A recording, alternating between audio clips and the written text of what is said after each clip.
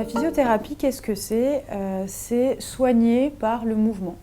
Donc ça peut être soigné par une reprise du mouvement quand il n'y en a plus, par exemple pour des animaux qui vont être paralysés suite à une chirurgie ou suite à un accident, ou continuer un mouvement, améliorer la qualité du mouvement pour qu'après l'animal puisse être plus confortable. Ça va être plutôt sur des animaux par exemple qui ont de l'arthrose, qui ont du mal à marcher parce qu'ils ont mal, et en marchant, en fait, au final, ils auront moins mal, mais il faut qu'on arrive à réamorcer ce mouvement.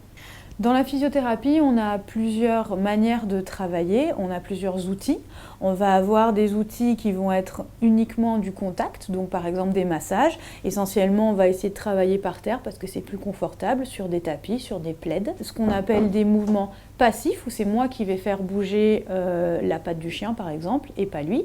Et après, des mouvements actifs, où on va faire travailler, faire en sorte que le patient bouge de lui-même.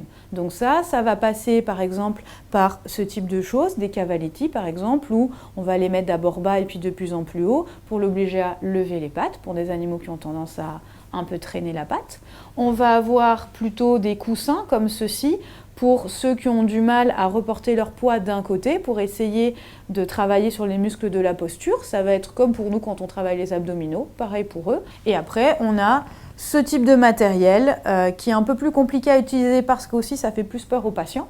Donc on va le réserver à des patients qui vont être confortables à l'utiliser. Et ça peut être pour les petits animaux de mettre les 4 pattes dessus tout en maintenant la balle et en la faisant un tout petit peu bouger.